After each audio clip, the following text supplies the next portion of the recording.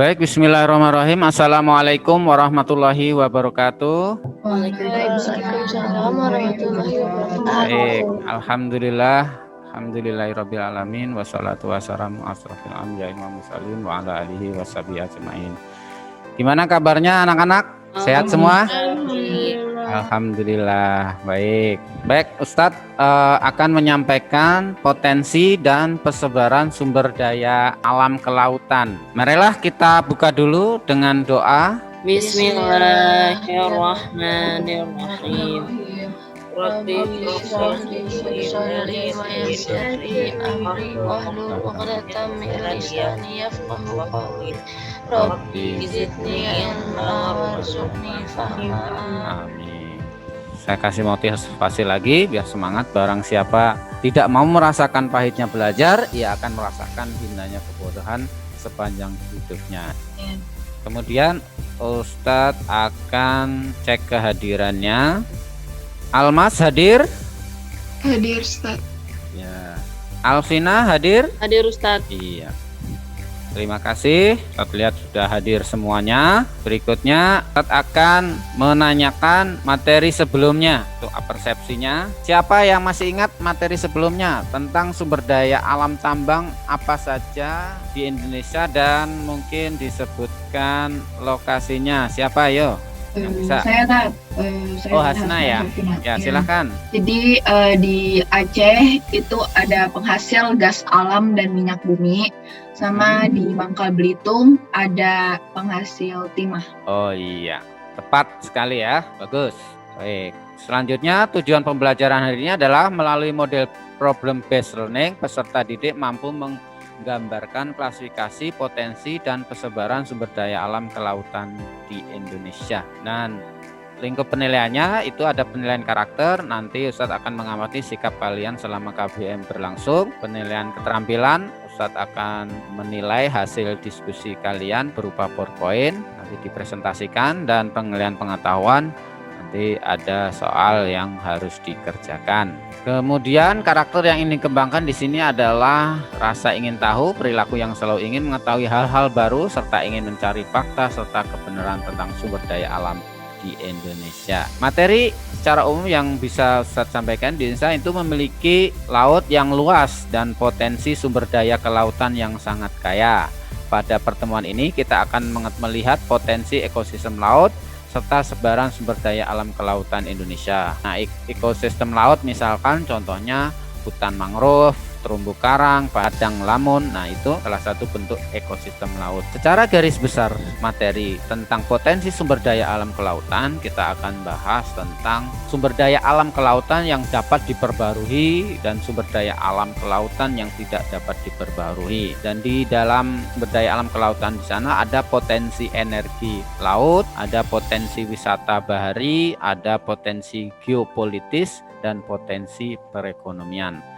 Nah, ini menjadi menarik ketika kita tahu manfaatnya dan persebarannya yang ada di Indonesia yang barangkali nanti bisa menjadi wawasan dan pengetahuan baru bagi kalian. Silahkan cermati gambar berikut ya. Nah, ini gambar apa ini? Ikan. Ikan ya. Ikan di mana ini? Di pasar. Iya, ini biasanya di pelelangan ikan ya. Nah, Ya. kemudian ini apa? Pantai atau laut ya. Nah, kalau kita lihat peta di sini, Indonesia itu merupakan negara kepulauan yang memiliki wilayah perairan yang lebih banyak atau lebih luas dibandingkan daratan. Nah, artinya potensi kelautan di Indonesia itu cukup limpah. Coba didiskusikan. Habis ini Ustadz akan bagi kelompok tentang bagaimana potensi apa yang bisa dimanfaatkan dan dikembangkan terkait sumber daya alam kelautan di Indonesia. Ya, kamu gali potensi apa. Kemudian yang kedua adalah di manakah letak dan persebaran sumber daya alam kelautan di Indonesia. Ya, setelah pembagian kelompok nanti Ustadz akan kasih penjelasan singkat terkait dengan tugas kelompok kalian.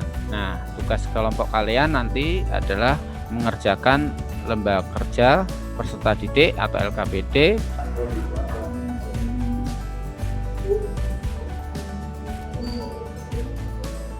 dan di sana juga ada link YouTube-nya, nanti bisa disaksikan sebagai bahan ajarnya ya. Sumber daya alam kelautan.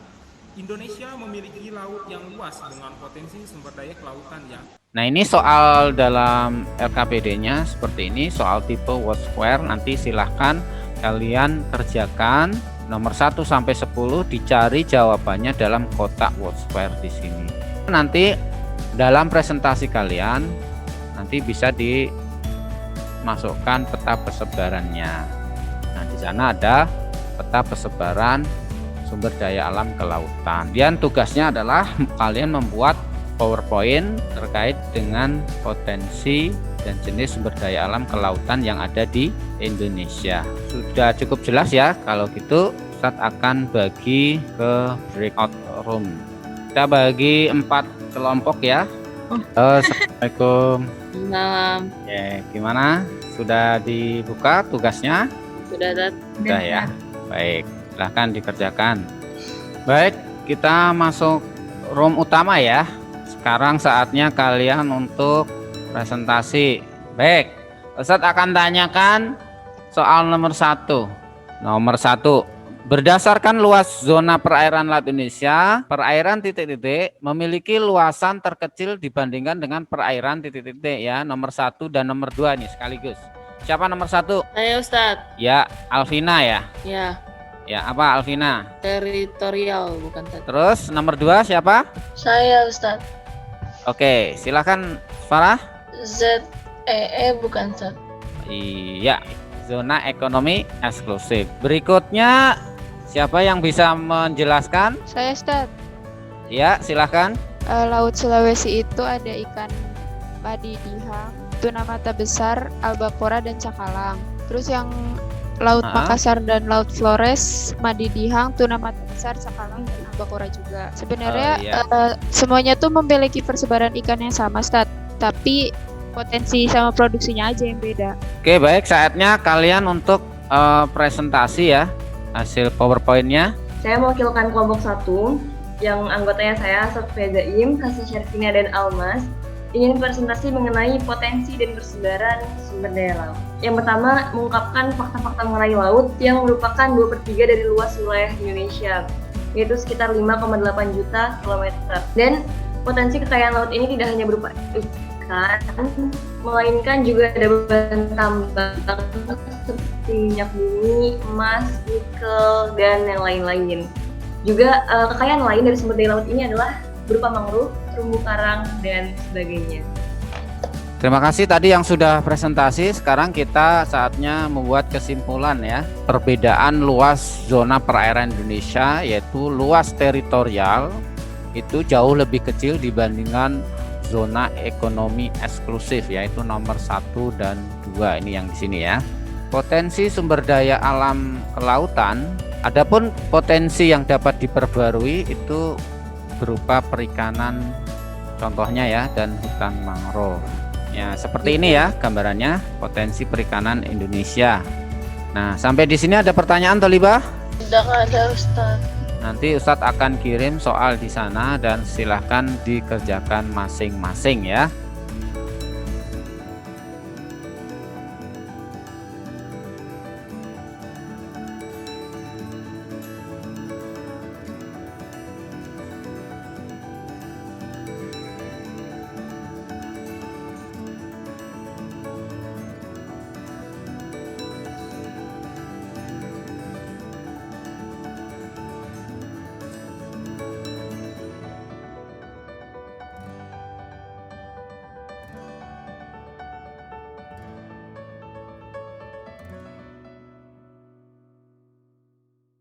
Di pertemuan berikutnya, Ustadz akan membahas materi sumber daya alam pariwisata di Indonesia. Baik, sebelum diakhiri, marilah kita tutup dengan doa ya. Silahkan dipimpin. Alhamdulillahirrahmanirrahim. Subhanallah.